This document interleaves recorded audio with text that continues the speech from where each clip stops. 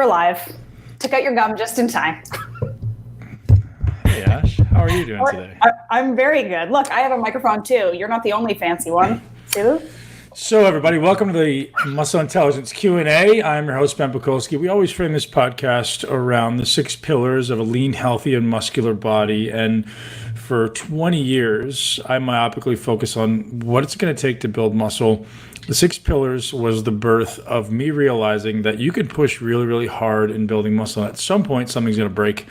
At some point, you've got to support your internal systems. You've got to support your external environment, and learning how to curate all of those factors is what this podcast is framed around. So people don't often pay massive attention to things like their environment, what they're being exposed to in the air, what they're being exposed to as far as light, even people and EMF, and those things are playing a big role.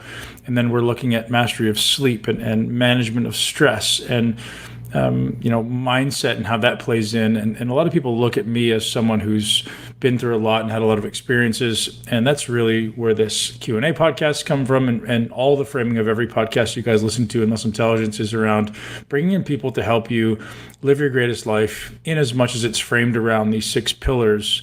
And so that's why we created them. So you guys have a bit of a framework from which to chunk down and go, okay, well, which one of these am I not paying attention to? So I'm going to review those for you. So movement and training is big. And that's really where I kind of cut my teeth. And, I feel like I've got that on really good. I've got a good handle on that. I don't think there's certainly pieces of the puzzle that I'm still putting together. How you eat. I mean, I think people place way too much focus on how you eat, and not to downplay nutrition at all, but I think it's so important to acknowledge that the food you eat is only as effective as the system it's going into, right? So, we have a lot of people who are like, I eat so clean and I don't lose fat, or I'm still so inflamed, or I don't feel good and I'm tired, or I eat this steak and I want to sleep, and they think they're eating good foods. What they don't realize, there's something in their life. There's that one thing, maybe there's 5 things that are kind of holding you back, or that's impeding your body from doing what it wants to do. And if it's not training and nutrition, maybe it's stress, and we can manage stress, and we can manage sleep, and then maybe we can manage the environment. And the previous guest we just had on, if anyone listened to the live, it was fantastic, talking about all these environmental factors that are ultimately causing the demise of the human system, right? And I think looking at this like a system is important, looking at it from like a sum of its parts. And if you're someone who's sitting at home myopically focusing on one thing, you're making a big mistake. Because trust me, I did it for a long time. And yes, you can put on some muscle, but if you run into an injury, if you run into an illness, or if you run into gut issues, like I train a lot of bodybuilders and I work with a lot of bodybuilders one-on-one. Even if I don't train them, they're always consulting. And there's a lot of things that are very common that seem to be, this ubiquitous reality across the fitness industry. Everyone ends up with gut issues. Everyone ends up with joint pain. Everyone ends up with muscle tears. But these are all preventable things, right? These are not inevitable. Like even back pain. People wake up every day with back pain. They go, oh, it's just back pain. No, man, that's not a reality. You can fix these things. And that's the premise of this podcast. And, we're bringing on the world's best experts to kind of find that 1 or 2 or 3 things for you that are going to make the greatest difference to move the needle. So for me, I want to focus on training because that's what I've loved, and that's why I spent 20 years trying to understand. Why did I try to understand it? Because I had more pain than everyone else. Not necessarily physical, although that was there too, but I had a really, really hard time building muscle. It wasn't easy for me. I remember, this is funny, and people will laugh at this, but I remember I was in the gym for probably a little less than a year, and I remember curling the 15-pound dumbbells and celebrating because that was a big accomplishment for me. So people get an idea of like, was Ben genetically gifted? The reality is, well, no, but on top of that, my 15 years prior to that had been just an absolute disaster of terrible nutrition and sedentary lifestyle. So, I've ascended this mountain, right? I've gone through so many ups and downs. And the reason I bring this up is because we're all going through ups and downs right now. Everyone's struggling with something, and I want everyone to realize, like, the reason I was able to succeed in bodybuilding was because stopping was never an option, right? You don't fail unless you stop. And I think one of the major key points that we can touch on today is Some people set their goals just too small. And I wrote a doc recently talking about some people set a goal to lose like 10 pounds of fat. And I think that's a futile goal, because as much as maybe I just want to lose 10 pounds of fat, it's not inspirational enough to get you off your ass and keep you moving. You have to set a goal that's bigger than you. Set a goal that makes something of you to achieve it. And that's a big framing that I have in these new transformation documents that I'm building out. I'm building out a transformation blueprint to give to all my coaches in my mentorship group, to give to all you guys who are listening. What's everything that goes into getting ultra lean? What are the habits? What are the systems? What are the necessities that you should be thinking about to really change your body and your life, right? If you're someone who wants to walk around lean, it has to be a reflection of your identity. If you identify as someone who's just fat and lazy all the time, you're always going to be fat and lazy. And no changing of your diet is going to change that, because you're always going to revert back to the person that you believe you are. And there's so many levels of complexity to actually making permanent change, right? I have no desire to help people lose 15 pounds of body fat and then 12 months later they're going to come back and hire me again. I want you guys to create permanent changes, and that requires you changing your personal identity. Who are you, right? What are the things you do on a day-to-day basis, and how do you identify with yourself? Are you strong? Are you fit? Are you healthy? Are you confident? And those are things you can all design into your life simply by creating daily victories for yourself, implementing daily discipline, right? So if you're not winning the day every day, you have no objective measure of how you're progressing. It's so vital to create daily progression, daily victories, so you know in your heart that you're winning the day. And if you do that, your confidence grows every single day. So if you're not already documenting these things, this is something I teach to my mentorship group, my mentorship clients. You got to win every single day. I don't care what that looks like. The way you win is different than the way I win. But we write down 5 things minimum that you're going to do every day, and you circle those and you check them off by the end of the day. And at the end of the day, you give yourself a big W and you say, hey, I won today, right? And that's how we start to build character. That's how we start to build momentum. That's how we start to know who I am. I'm someone who sets a goal and follows through. And listen, we all run into shit. We all run into stuff. Or sometimes we set a goal that's just insignificant. I've done it a number of times. I'm like, yeah, I kind of want to lose 10 pounds. And I'll do it. But it's never like, I hate setting goals that are small, because it's never easy to get up. It's never easy to get up and go, oh yeah, I want to go do this cardio today. You got to set a goal that makes you stretch, and that's financial, and that's physical, and that's relationships. Like, relationships should be amazing. There's no this accepting mediocrity bullshit in any aspect of your life. If it's not amazing, set a better goal. And it doesn't mean leaving the person you're with, but have a conversation and say, hey, we need to be better at all these things. And then with your physique, like, same idea. This is really my realization over this corona is sometimes we soften our expectations of ourselves. And because of maybe the people around us or because of the circumstance, we make rationalizations and excuses as to why things aren't excellent for us. Things aren't absolutely exceptional. And if you're living that life right now, fucking stop, slap yourself and wake up. And I'm part of it too, right? This is why I'm there's some things in my life where I'm like, hey, I've kind of been letting that slack a little bit. And I rationalize it. I rationalize it to myself for maybe, I've got kids and I'm very busy and I've got all these other things that I rationalize. And my children are my highest priority. But that doesn't mean other areas of my life should be lacking. So I'm going to step up and take personal ownership for myself. And I expect everyone else who's listening right now, I hope everyone else is motivated and inspired at some level to realize that the reason you don't have the life you want is because of the bullshit excuse you have as to why you can't do it. So let's all keep each other accountable, set some big goals, and keep daily accountability, daily record, right? So like, I literally don't even leave my house anymore without my journal, which I'm staring at here. I've got so many notes in there, and I may never look at it again in my life, but it allows me to reflect, and it allows me to be introspective and expressive and always documenting things. And I can always look back if I want to, and I should. I usually do a weekly reflection and a daily reflection. But at very least, guys, set goals for yourself that make something of you to achieve it. In the areas of life you can do, there's many different areas, but there's kind of like 8. I won't get into them because I know you got something to say, Ash, but I want to start our podcast with my 9-minute monologue. Mm-hmm. It wouldn't be the Q&A without zero small talk and a deep introspective chat. So I appreciate that. People will hear our small talk intermittently. Yeah, I suppose. But I mean, they're good too. Like, I have small talk things to say to you, Ben. Anyway, but you're saying so many valuable things. And I want to be able to comment on them before we move further and forget the awesome things that you said. One of the things that it keeps coming up as you're talking and as I'm going through, because I have the benefit of seeing some of these documents before they go out into the world, and there's so much in there that's useful and helpful to everybody. But one of the things that kind of is coming up that I'd like for you to discuss a little bit more is the sort of dichotomy between you've moved past a phase in your life where you have said before you were really myopically focused, right? You were focused on one thing to potentially the detriment of a lot of other things in your life. And you've learned from that and you've kind of refocused and you're doing things differently. There's also this conversation in some of your documents and some of the information you're putting out there that it's all about priorities, right? Like if you can't lose fat or you can't build muscle, it's not hard. Your priorities aren't in the right place. And maybe you don't have the behavioral steps in place to achieve what you want.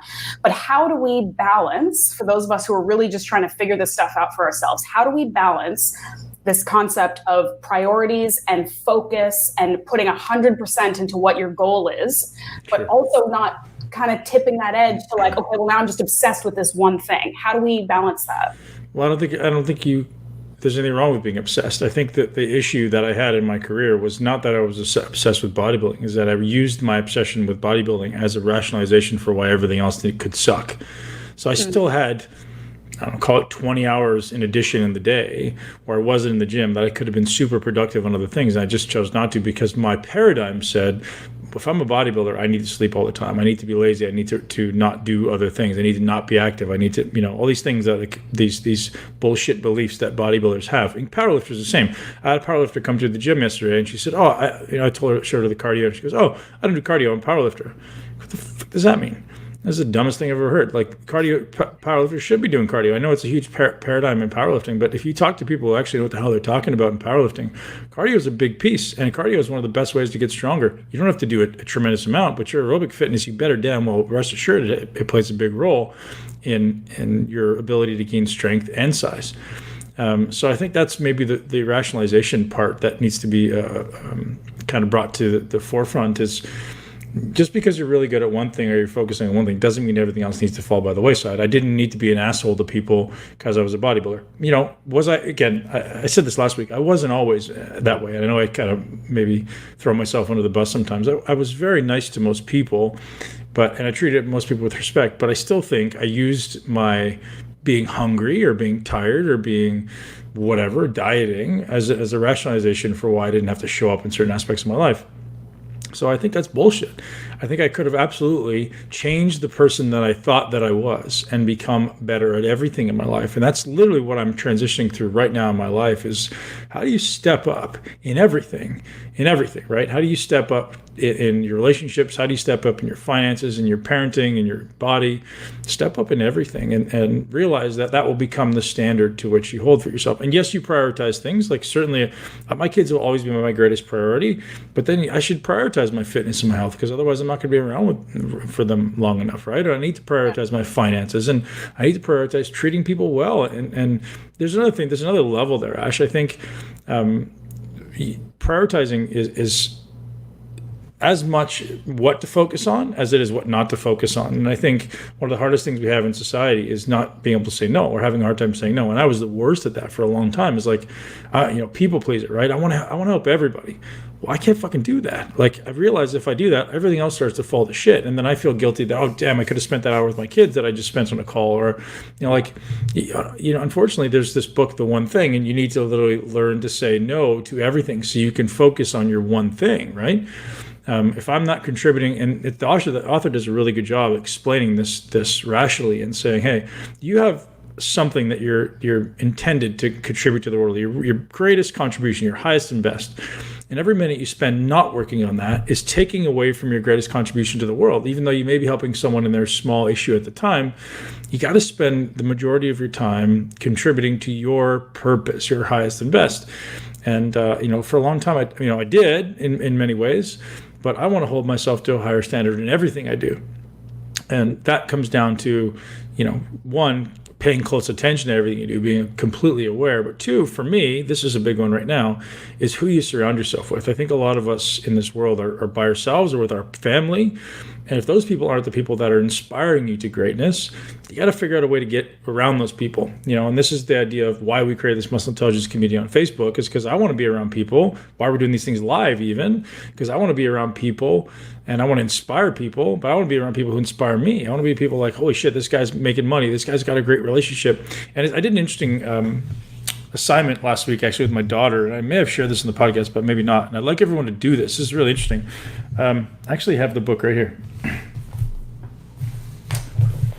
So I'll show everyone out there as a parent. Mm-hmm. From me to you, a conversation with you, a journal for you and your son. I have one for me and my daughter.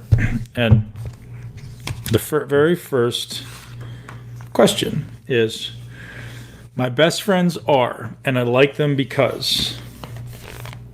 I'm not going to show everyone my best friends, but. Am I not on there? I'm getting off here right now. Yeah. So that's a very interesting experiment, right? Or a very interesting assignment, because why do I like them? Well, that's a really interesting thing that I noticed. I had not thought about this before. Each one of them contributes something very unique to my life, and it's a unique standard that they provide for me. So the first person on that list was Danny, and Danny's certainly one of my best friends in the whole world. I'm sure he will be, hopefully, till the day we both die, and we're old with grandkids. And what does that guy contribute to my life? He's just one of the most wonderful human beings I've ever met. He's got the biggest heart of any human being I've ever met, and I love that about him, and I aspire to that. And I'm very blessed to have someone in my life who I aspire to be more like. And every one of those people on that list, I aspire to be more like in some way. So ultimately, that's a very interesting awareness that I had that I didn't even realize that I did unconsciously. Every one of them so different, yet very well rounded. If we put them all in a room, we would all get along just flawlessly, because we have these core set of values that we all share. But then every one of them has their unique strength. And I think that's super interesting. And if people start taking kind of inventory of what your friends contribute to your life, or what your family or whomever, maybe that'll start to identify your holes. And if there's some hole in your life you're not happy with, find somebody who can be your friend or your mentor to fill that hole. I have an interesting story. In 2013, I think, I had this realization that I didn't have anyone in my life that I wanted to aspire to, at least not anyone who was very close. I think I've said this in a podcast before. So I literally went out and hired 3 coaches. I was like, well, I'm just going to pay to play, man. I want to pay these people for an hour of their time every week so I can step up. I can, step into my own and live at their level, or surpass it, hopefully, or at least, do my best to help them come along as well. But again, there's a lot of stuff there, but I think that's a really interesting experiment or assignment for people to do. See what gaps you have in your life. And honestly, there was a very interesting thing that was intended for a 6-year-old child and an 8-year-old, but I got definitely way more benefit than they did. Well, ironically, too, I feel like it's a real sign of maturity going through that exercise, because I have a similar experience to what you're saying here, is that there was a time in my life, probably in my sort of mid to late 20s, when I was really trying to figure out my career in my life, when I felt like I was in a situation where I didn't have very many good friends. There were friends that were taking from me way more than they were giving to me, and just draining me and made me feel worse when I was with them. And it took me, I had a kind of a BPAC moment where I was like, okay, well, what's the common denominator here? That's me, right? Mm-hmm. So I can shit all over these people all I want, but I'm the one who's allowing it. I'm the one who seems to have this group of people that is not benefiting me in any way. And I had to do some kind of unpleasant and uncomfortable work for myself, but also extracting some of these people from my life because they just weren't the right people for me.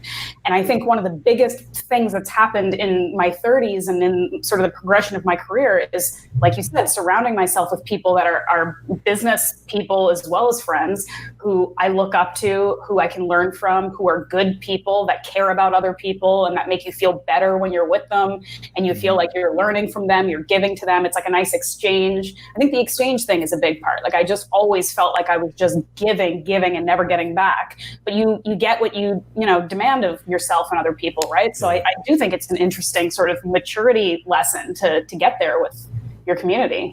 It's interesting that a lot of the mentorship clients that I've taken on are experiencing relationship issues, and that's not just with their spouse, but sometimes with their friends and with their business partners. And It's very interesting to explore, why that happens and how people's values shift, and looking at, what do you value, what do I value, and what do we bring to each other's life, and are we contributing in some positive way, or is it fair weather friends? I think in this society we have way too many friends and not enough deep relationships. Mm-hmm. So one of the best things I got out of that is the people that are on that list I've committed to investing in. So like I try to call them once a week. I try to send them a message once a week. I'll send them a video on my phone because I want them to know that I love them. I'm here for them. If anything like this, these are your felony friends, right? Like, yes, hey man, they'll help you hide the body. Show up with a shovel, right? Yeah. And so one of the guys listening will call me on that term because I stole it from him, but it's exactly what it is. It's like, who are you going to show up for, and who's going to show up for you? Yeah. And if they don't exist, you better start contributing something to their life, or they're not going to be there for you when you need them. I think maybe we take it for granted, and maybe everyone's trying to build their social media following because everybody thinks it matters. But at the end of the day, it absolutely does not matter. It's not going to move the bottom line in your life unless you have some core foundational values and morals that you can live by, that make you go to sleep feeling really good about the person you are. So that's my tangent, Ash. 20 minutes and 50 seconds later. You crushed it. I like it. Can we just say right now, I'm going to get the small talk in right now, but this lovely person who has something nice to say thinks I look cute Ash, today. Tell your mom to get off the podcast. Excuse me. When my mother comes on the podcast, she heckles me. That's legit. But I want to touch on that because one of the reasons that I feel good today is because it's probably my dad then.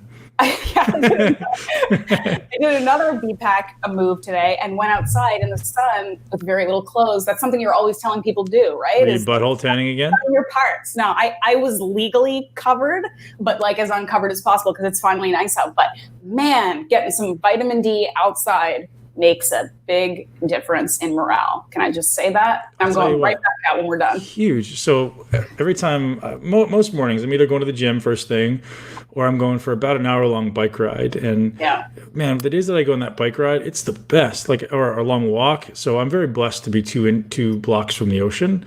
So I get to walk along there, man. It's completely changes the way you feel for the day. And I'm noticing it changes the way I digest and absorb food. Like I eat pretty much the same thing every day.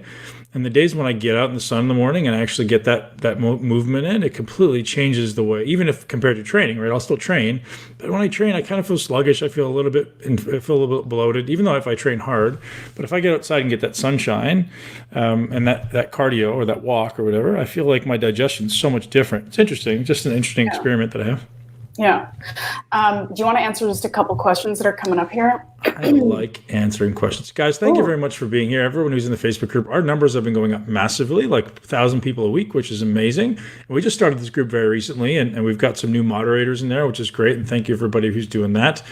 I've got Brandon, who has worked for me for about 8 years. He's back after a year hiatus, having his daughter. Whether or not Brandon's on here, I don't know. But Brandon Crow, welcome back. He's the best. He knows my content better than anyone in the world. He's been my social media manager since day one, pretty much. So massive shout out to Brandon. Okay, we've got somebody unnamed. Do you still recommend to do resistance workouts even when your Oura Ring readiness score is below 80? It depends. It always depends. If it's chronically below 80, you probably just need more aerobic work and maybe some more sleep. If it's just kind of dropped down below 80, it's probably fine. So if you're someone who typically gets a little higher, so readiness score is subjective, right? I want to look at your HRV. I want to look at your CO2 numbers. How's your body just actually responding? What's its resilience like? But yeah, so if it's chronically low, then probably not the best thing to train. It's probably the best thing to start doing a little more cardiovascular exercise and maybe just splitting it 50-50, right? There's nothing wrong with weight training. It's not going to crush you. The only time a weight training workout will make your HRV or your readiness worse is if it's like massive amounts of volume, massive amounts of frequency. So no issue. Just pay attention to your volume and really definitely start doing some aerobic work. Get some sunshine. So those things will all be big needle movers on your HRV and readiness. Mm-hmm. Another question that you had on social media that I thought was actually really interesting. I know this is another it depends answer probably, but it's about eating differently on recovery days in order to maximize recovery. And I think along with that, another interesting thing, and I know that I'm not the only one who experiences this phenomenon, where when I have days off, I tend to be hungrier and like crave more carbs and want to eat more, which of course is like the opposite kind of what you want to do, or you'd think that you'd want to do. So yeah, can you talk about that a little bit more? Yeah, so there could be a number of reasons why that is, but I think many people who exercise experience that because your body uses a workout to regulate glucose. So when your body trains, the metaphor or example I was used is like, think of exercise just like wringing of a sponge. It's depleting some glycogen. It's improving your insulin sensitivity. So when you eat, your body's more receptive to it. So people tend to have less hunger signals on those days. It also could be just from the training itself, improving the insulin sensitivity. So when you don't train, your insulin sensitivity may not be as good. So it's almost like this dependence on workouts. It happens a lot around contest time. So anyone who competes or is doing a photo shoot, this is very important. So if you train once or twice a day all the way up to the contest, and in the last 3 days before a contest, your coach says, don't train, guess what? You're not going to look good on stage. Why? Because your body becomes dependent on that non-insulin mediated glucose transport, right? So that's what happens when you exercise. You get non-insulin mediated glucose transport. So meaning your body sends this GLUT, I was confusing, GLUT1 receptor to the surface, I think. It's either GLUT1 or GLUT4. And that pulls glucose or insulin, glucose into the cell with insulin. So if you don't exercise, your body doesn't have that. So now you're dependent on insulin. So your body's going to always have elevated insulin. With elevated insulin comes elevated inflammation and blood sugar fluctuations. So that's probably what's happening with you, Ash, and that happens to me. Or it did when I was competing. If I don't train, my hunger is way higher because your body's your insulin levels or glucose levels are fluctuating more. Okay, so then what would you recommend for people who are training a lot and taking the day off and want to do the right thing? Well, we just talked about. Get outside, right? Get outside, go for a walk. Ben Greenfield brought something up that was very great, was one of the best ways to drop your blood sugar is ice baths. So ice baths is a really good way to improve your body's kind of ability to use glucose. And probably sauna as well, I would suspect, very, very similar mechanism. So anything that's movement based, and I write this in the document, like people who are lean move every day. There's no such thing as like, oh, I'm gonna take a day off today. Like, great, take a day off, but you're still gonna move. You're still a human being. And here's the reality, right? Ancestrally, we wouldn't have eaten without moving. Maybe like if when you're old, but you think about it, like if I was living a couple thousand years ago, we've evolved to say like, hey, I need to go get that plant over there. Or at the very least, I'm walking over to the plant, or maybe I'm hunting an animal. Like there's actually this necessity of movement before and after training, or before and after eating, typically, right? Yep. So I think adding in 10 minutes before you train, 10 minutes before you eat, 10 minutes after you eat, can just be massive. And most people sit and they relax and they want to be gluttonous, but we've built it into our family. Like after dinner every night, we're going for a bike ride. Yeah. It's usually only 20, 30 minutes, or we'll go for a 20-minute walk. But it's every night. It's not negotiable. Usually it's regardless, even if it's raining, we're going outside, or we play the push-up game. This is funny. My kid's favorite game in the world is called the push-up game. I've been doing this with them since they were 3. So obviously it's a Ben game. I just made it up. We sit in a circle with with our legs spread wide open and our feet are touching. And we have a ball, sometimes 2, and it's basically playing catch. But if anyone drops it, they have to do 5 push-ups. Nice. So I'll tell you, my son was 4 and doing 150 push-ups. Like it was insane. But he would always do them. They weren't always perfect, but it was pretty awesome to get my kids doing push-ups. And then when they get tired of push-ups, they're allowed to do squats, but that's a penalty, so they have to do 20 squats. But they're allowed to, and sometimes they choose that. I love that. I think people should do this for like adult relationships too. It's like you ask somebody to like do the dishes and they don't. 20 push-ups. Do it. And you're getting it's not a punishment, right? Like they asked to play the push-up game daily. I'm like, oh, okay. It's just something I made up because I was like, hey, we're gonna play. Kids.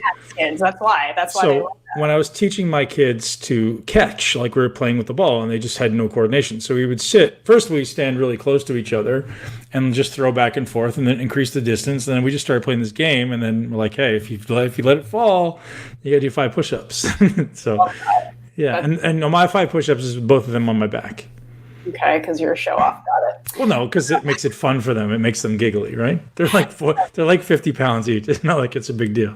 It really is an awesome idea, though. I think that's something. And another thing that you said in one of your documents that's going to be going out or blog posts is this idea of not using food as a reward. So you're talking about, like, for these guys, like, doing physical activity is a reward. And that should be what it is for all of us. Like, it is a reward when we can go outside and walk in the sun and go for a bike ride and do push-ups with our kids. Like that is a reward, right? So trying to like frame that whole situation too, because setting up junk food as a reward is a nightmare for everybody. I won't lie and say I'm an expert in that area. Like I still definitely fail in learning how to implement that stuff. So we do go to a frozen yogurt place every Friday, and we make that kind of like the family thing. So it's not necessarily a reward. It's just like, kind of is. And I'm like, hey guys, eat all your good food during the week, you do all your schoolwork, we'll go there on the weekend. So it's still a reward, but it's kind of like best case scenario. And you know, we limit they're only allowed to get one topping and get as much yogurt as they want, but one topping. And they love that. And that's kind of our family tradition for years now. You want to find me on a Friday night, you know where to find me. What's your Frogurt flavor? Oh, I don't eat it, man. I don't eat dairy. I can't. I feel terrible. That's too bad. Okay. All right. Yeah. I'll usually have some blueberries when I get home. I eat frozen blueberries like it's my job.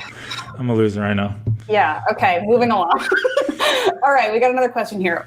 I'm sure you've spoken about this before. What are your thoughts on red light therapy? I think it's very useful. So Dr. Anthony J is, I think, the best expert I've come across on this. And he's just started his own podcast. I'd like to send a shout out to him and everybody go listen to his podcast. If you're interested in DNA, it's literally called DNA with Dr. J.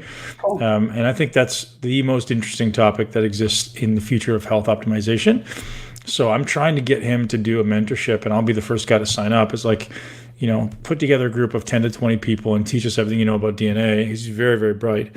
So I think that's shout out to Dr. J, but he's doing all this research just on his own accord. So he works at the Mayo Clinic. He's a researcher, and he just kind of grabs some red light, grabs some heart cells, and he'll shine the red light on it, see what happens. And he'll grab some brain cells and shine the red light on it, see what happens. Grab some testicle cells.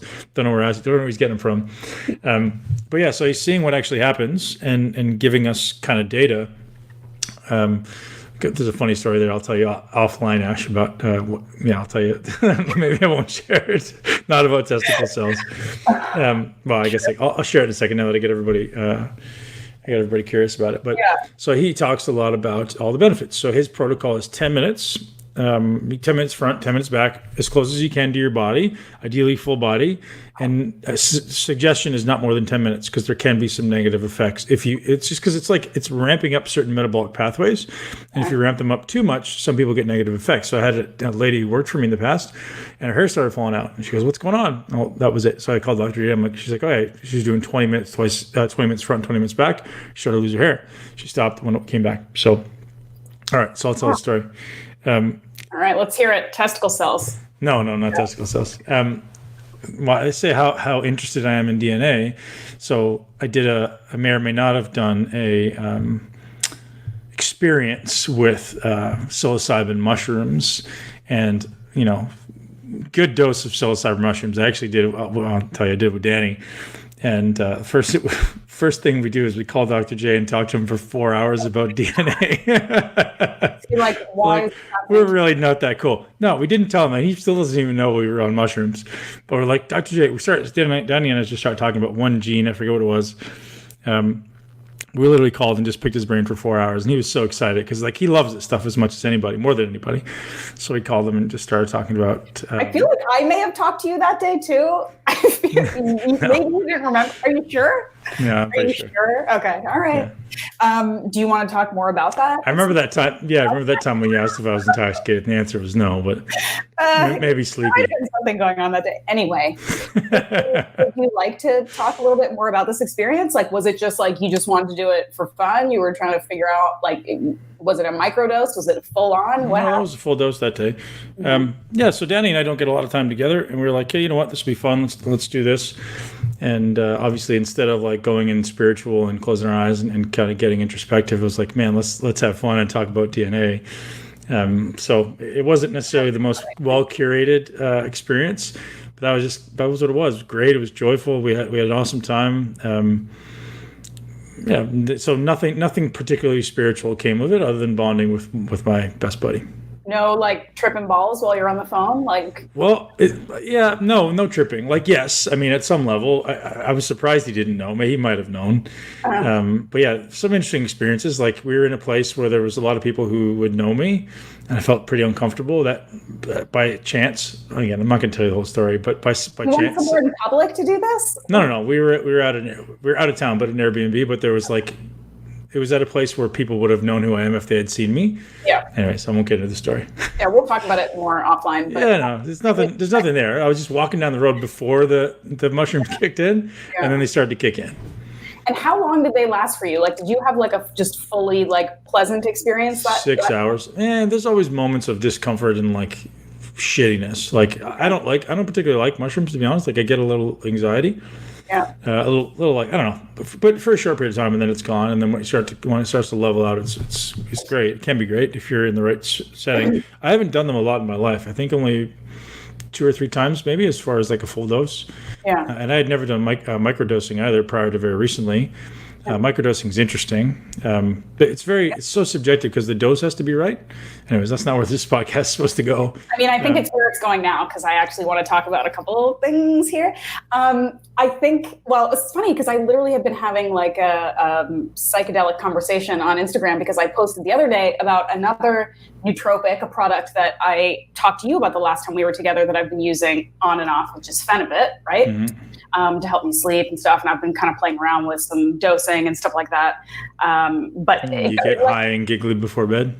Well, no, not really. See, this is the other thing. I think I've talked to you about this, but like I was talking to a couple other like large meathead-ish dudes, sort of like yourself, who were like, oh, the amount that you're taking knocks me on my ass. And I'm like, it's not doing that for me. So I don't know if I'm just so... How much are you taking? Like 750 to 1,000 milligrams. We talked about this. That's not crazy. Right? Yeah, but I mean, it's still like that's the dose that people are recommending, and I'm not. But maybe I'm expecting something different than what is. Yeah. I don't expect anything, right? You just take it, go to sleep, and see how you feel when you wake up. Like you should have a very restful sleep.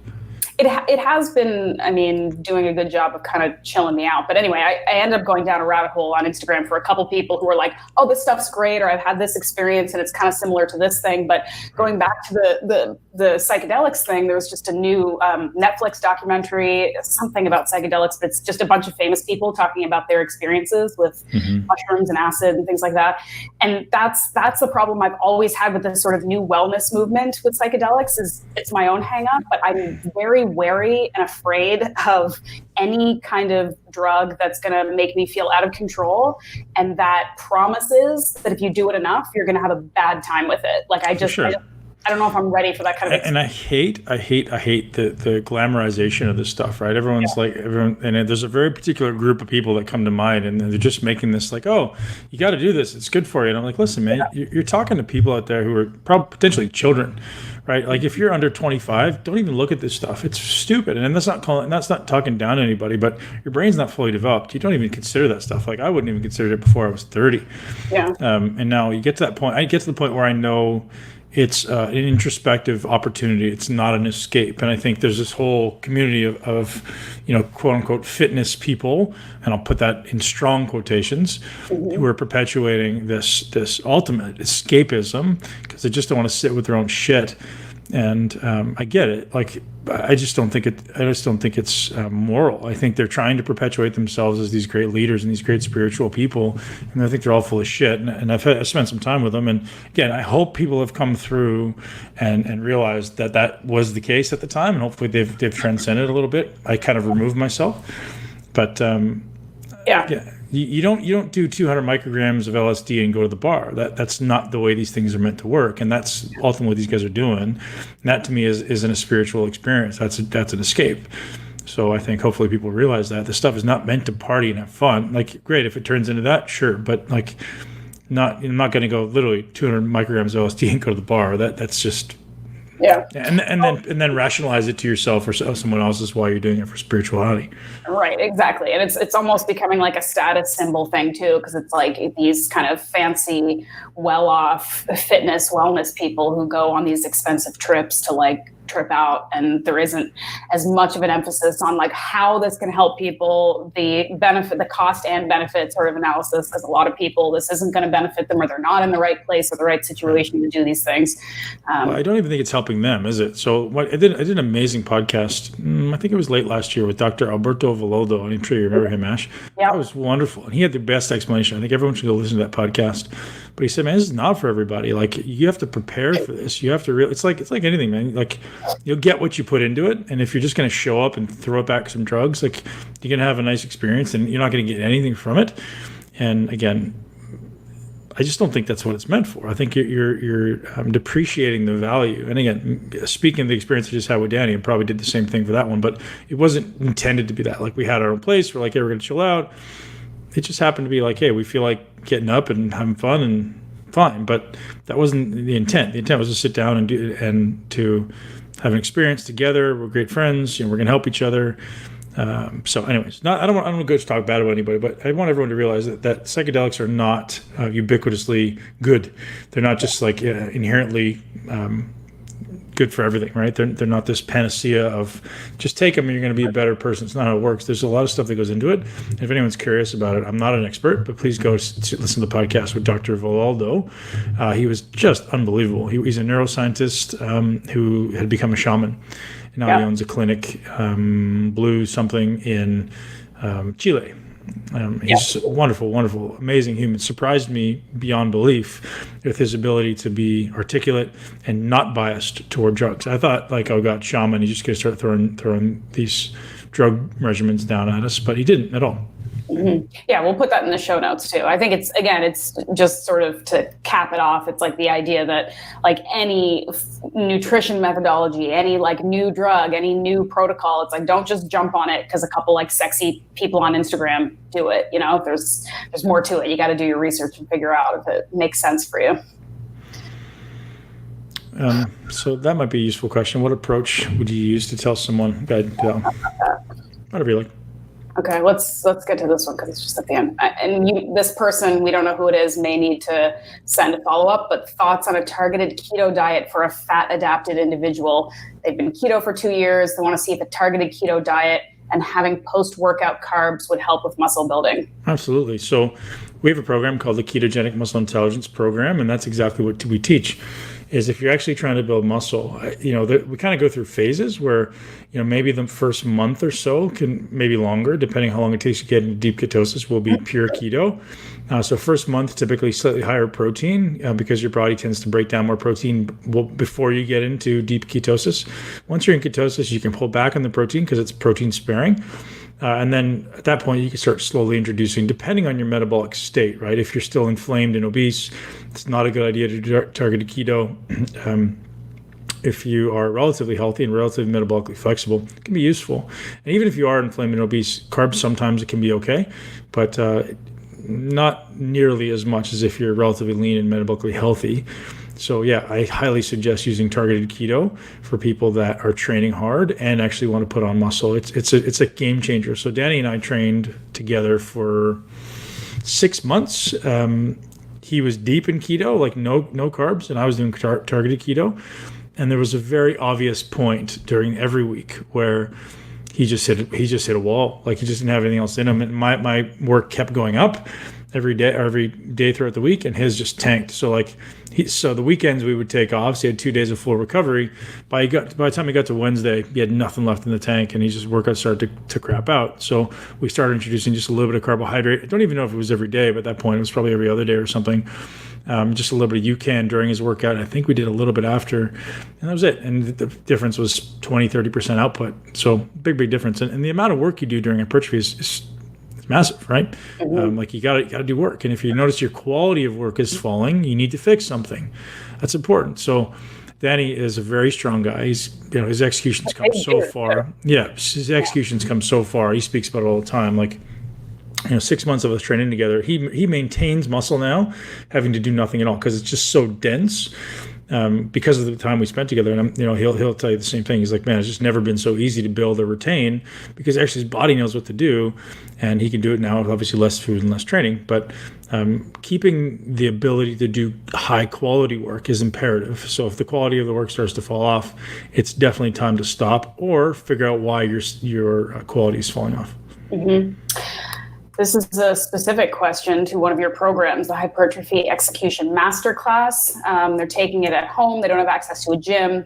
I really took what you said to heart, refusing to let anything get in the way of your goals. I'm halfway through the first module using bands, and it's been killer. Any tips for using exercise bands for the workouts? Yeah. So guess what? Whoever this is, we don't know your name, but I just filmed for the last 3 days. I just filmed probably 20 exercises with bands, a bunch of at-home stuff for everybody who's going to continue to train at home, because I know a lot of people will.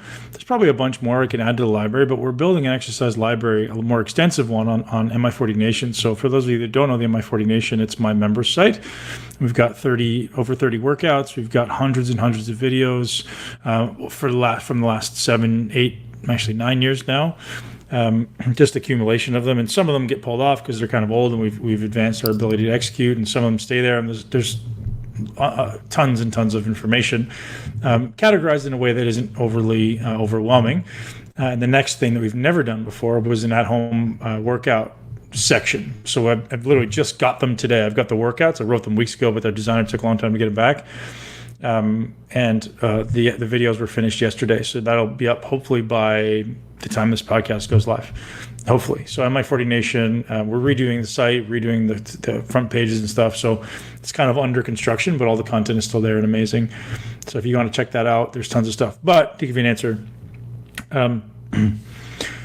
buy multiple thicknesses. So you want to not just buy one. So most people kind of default to one. It's not a good idea. So if you think about having a slightly thicker band, as you pull it toward its kind of elastic length, like the maximum tension it can create, it's going to create a lot of force going the opposite direction, trying to pull you back. Whereas if you get a thinner one, you can almost start to pull through that. And there's point being, you can create more of a consistent tension with less band pulled tighter.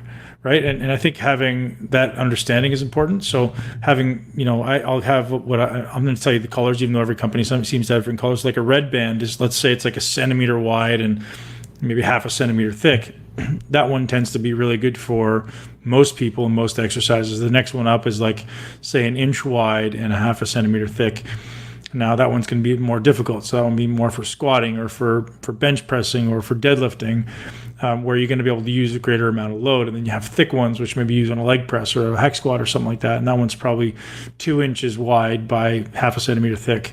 And that one's, because if you start getting to just a little bit of tension in that one, it's going to start throwing you back fast. There's so much force, counter force necessary. I think bands should be included in everyone's workouts.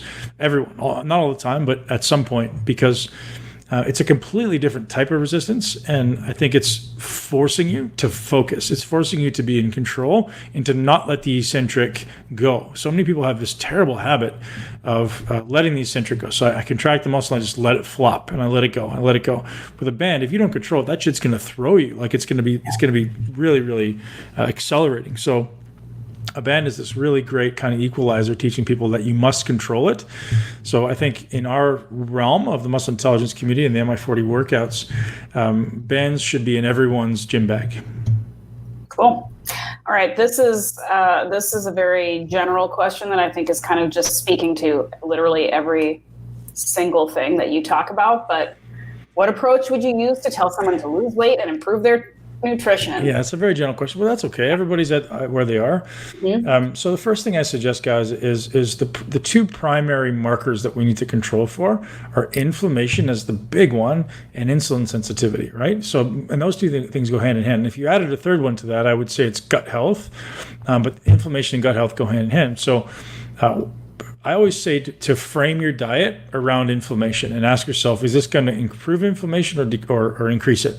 That's that simple, right? So we always create a framing around inflammatory responses. So if you're eating anything that's going to be pro-inflammatory, you're making your life harder. You're fighting against yourself, and there's no way around that. That's the number one killer in body transformation, losing body fat. So this looking through this framework of, is this going to make me inflamed? So what types of things make us inflamed?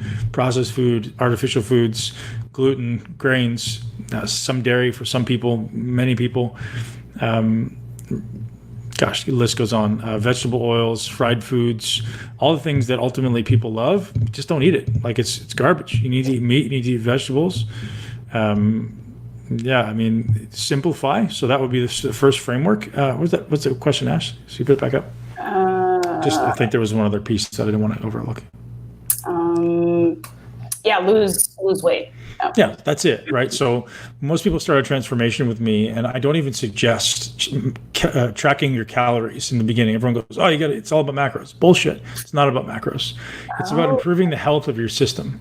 No, right? Sorry, we've got a follow-up question here that actually makes this even more interesting. So the same question? Yes, the same question. So what they're saying is, how do they tell someone else? How do they give someone else advice on losing weight and improving their nutrition without hurting this person? So somebody in your life that you want to give advice to about health and nutrition and weight loss, but you don't want to maybe step on toes or hurt people. What is this word feelings, Ash? I'm not familiar with this word. I mean, we don't relate to it, but like other people do. So yeah, but I mean, it is a big thing. Like, and I'm sure you're obviously well past this, and I am now past it. But for the longest time, it would drive me nuts when I would be close to somebody who was obviously struggling and did not want to hear anything from anybody, much less me, because I was too close to it.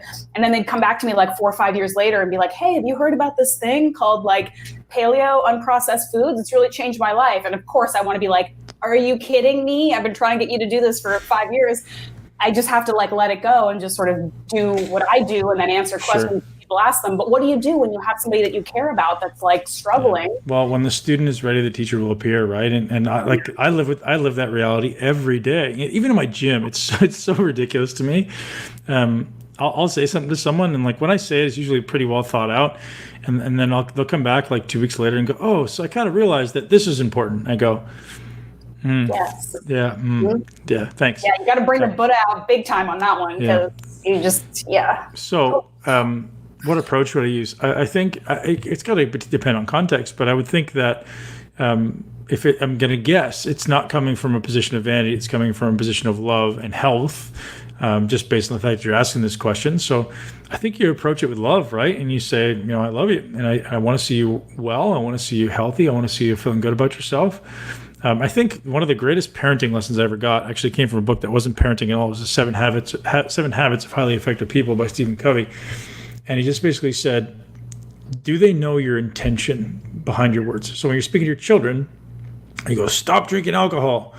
Well, why do you want them to stop drinking alcohol? Well, because I actually care about them. Well, did you convey that in your messaging? And I think a lot of people go at these conversations with fear and anticipation of negative backlash, rather than just going, "Hey, like the reason I'm telling you this is because I really care about you, I really love you, and I really want to see you do your best.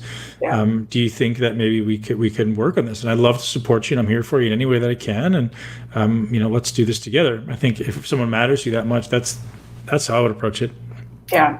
No, I like that. And I like what you said earlier too. This is the approach that I've taken, is just trying to live the best life that you can and let the people around you know that you're there when and if they need you. So I've got this understanding and experience and resources, and I'm here for you when you need it, when you're ready. It's there. I think that's. And I think that the reality is, as human beings, we don't learn anything from what people say. We learn from watching, right? We learn from people who actually lead. And this is the irony of social media as well, is everyone's like, "How do I get more followers on social media?" Well, become someone worth following, right? Lead. And maybe that's the approach. It's like you just show them how happy you are and how healthy you are and how much you love to exercise and eat great food and how good you feel. Maybe they'll come along for the ride. Listen, I lived that life for a long time. My wife doesn't eat very well at all. And that's just, she got much better, but I didn't push it on her. I was like, "Okay, your choice, your life." But it was, it was just a long battle. Mm-hmm. So. Here's a quick question for our Ontario GPA folks. What's your recommendations for? So what is it called? Green Pastures Farm? Exactly, Green Pastures Farm. Yeah. Mike the Butcher Man. So Green. I'm just gonna make sure I got the right one. You hooked me up big time with this guy, because when you told me about him, I reached out and I talked to him and I'm like, "Hey, do you deliver outside of GTA because I'm writing this cookbook, this organ meats cookbook, and it's really hard to find liver and lamb necks and stuff. Yeah. Green Pastures Farm, Ontario. Ontario. Yeah. His name's Mike, and he's awesome. He's the best. He's sending me a bunch of organ meats because I was like, I can't find tripe. Help me. And he's hooking me up. But those guys, he's wonderful. And he said he's been very busy during this time too for people who are like doubling down trying to get good quality meat. He'll deliver to you. It's not overly expensive, and the quality is fantastic. Yeah. So he's got bison, he's got chicken, he's got beef, lamb. Yeah. He's got good stuff. That's the only place I buy my meat when I'm in Canada. Because Canada, I mean, Toronto's very, very expensive for meat. Mike does a good job of being super competitive. Yep. Okay, can I ask one more question before you talk about our show sponsor and I go back outside and sun my parts? Okay, here we go. Trying to improve my mind-muscle connection with my glutes and calves specifically, the two most important muscles. How long should my mind-muscle pre-workout routines be? And as long as it takes. So, glutes. Let's create two separate scenarios. Glutes. Activating your glutes, from my perspective, all muscles, exact same protocol. Take it to its fully lengthened position. Create as much tension as you can. You'll notice your ability to contract in the lengthened position is terrible. So you need to stay there for 5, 6, 7 seconds at a time, trying to progressively ramp up a very specific contraction. So it's not just this broad stroke, I'm going to try to muscle my way through it. It's like I'm actually specifically trying to contract this muscle. And maybe it takes 10 repetitions like that. So each one being 6 seconds long.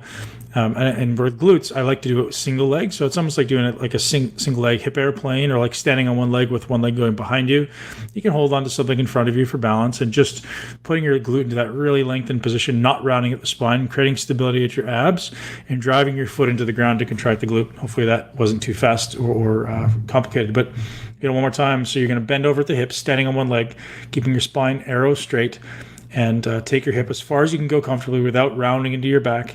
It doesn't have to be far, and then drive your heel into the ground. As you get good at this, you'll be able to contract the front of your leg, the hip flexor, which will then pull you further into that lengthening position, allowing you to get stronger at the fully lengthened glute. The opposite of that obviously is true with the short position. So we're going to do like a glute bridge.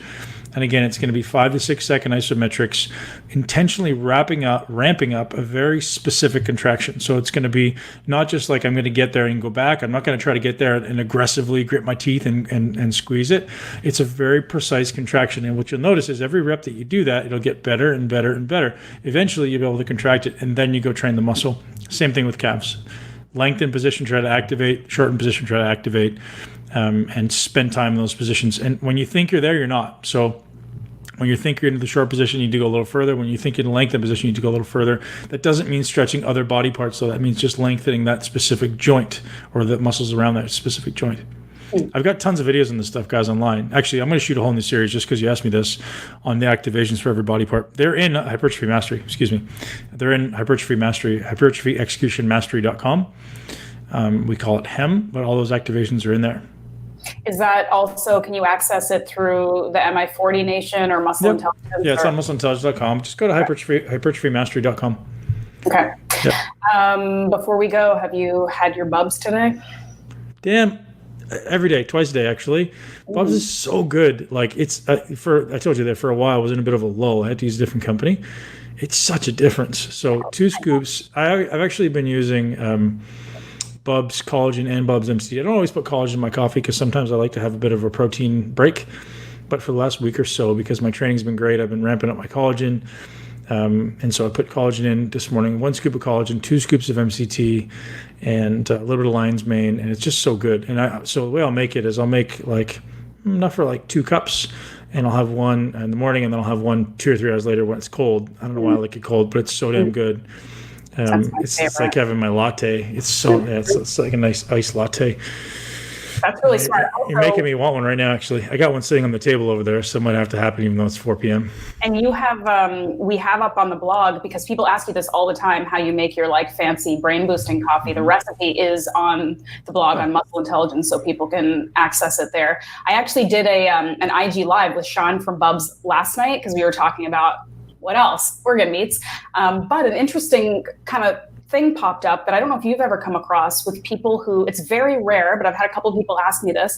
They were having like maybe digestive or sort of unpleasant reactions, not to the MCT, which is understandable in some cases, but the collagen. And I talked to Sean about it because, again, they're very transparent people. Like they'll tell you, the real deal, that some people may not be able to tolerate these products, but it's still very, very rare. And we haven't really figured out what it is other than maybe just underlying. I think it's histamine. We talked to somebody about this before. Somebody on the, we talked to somebody about histamine, and they said that collagen can often cause a histamine reaction. So it causes like a little sluggishness, a little bit of upset stomach. That's really interesting because I have been struggling with some histamine things since quarantine, but collagen hasn't been doing that to me. But that's actually we didn't even come up with that answer yesterday because, I think sometimes too, it's just like if you have major gut dysfunction and digestive dysfunction, it's, you're not going to be absorbing the nutrients. You're not going to be using them the way you would normally. So get yourself sorted out. Like nothing, even collagen doesn't solve all your problems. You need to figure out your gut health first, and then of course, see how you're if it's going into an unhealthy system, it's not a healthy product, no matter if it's food or anything. So all right, I'll let you get back to your mushroom latte. Yeah. So whoever asked this question, we're gonna start with it next time. They're asking about non-fitness related goals. We're gonna answer that in the next Q&A, which can happen next Wednesday. Be here live in the Muscle Intelligence community, guys. Thank you so much. Shout out to BUBS because you guys are awesome. BUBS is legitimately so good. If you're not using BUBS in your coffee, you are missing out. You can also use BUBS in shakes. Sometimes I'll put it in that, especially pre-workout. I find it gives my brain a nice little boost. And as Ashley noticed, it does make a difference. You will feel it in your brain, and it does taste absolutely amazing. BUBSnatural.com. What's our code, Ash? Intelligence for 20% off, which is they're so great. They're really awesome. That kind of discount, you can pour it into your bubble bath like I do every night. That's why. With a straw. Yeah. Mm-hmm. All right. BUBSnaturals.com. Use the code intelligence for 20% off and give them a shout out when you try the product and love it. Just like you guys know, we only get behind products that we actually use and we actually love, and we actually think you should use too. So if you guys have enjoyed the podcast, if you did, we would absolutely love it if you would subscribe. We would love it if you would share with at least one person you know and love who is aiming to live their greatest life, build some muscle, and feel confident and strong at the same time. Guys, thank you so much. I know you have a lot of choices when it comes to listening to podcasts, and you choose to be here with us, and we are eternally grateful. Thank you. Have a great day. Thank you so much for tuning into Muscle Intelligence. If you enjoyed today's episode, please be sure to share it with at least one person you know. Make sure you're subscribed so you never miss an episode. This podcast is for information purposes only. The statements and views on this podcast are not medical advice. This podcast, including Ben Pakulski and the producers, disclaim responsibility for any possible adverse effects from the use of information contained herein. Opinions of guests are their own, and this podcast does not endorse or accept responsibility for statements made by guests. This podcast does not make any representations or warranties about guest qualifications or credibility. This podcast may contain paid endorsements or advertisements for products or services. Individuals on this podcast may have a direct or indirect financial interest in products or services referred to herein. If you think you have a medical problem, consult a licensed physician.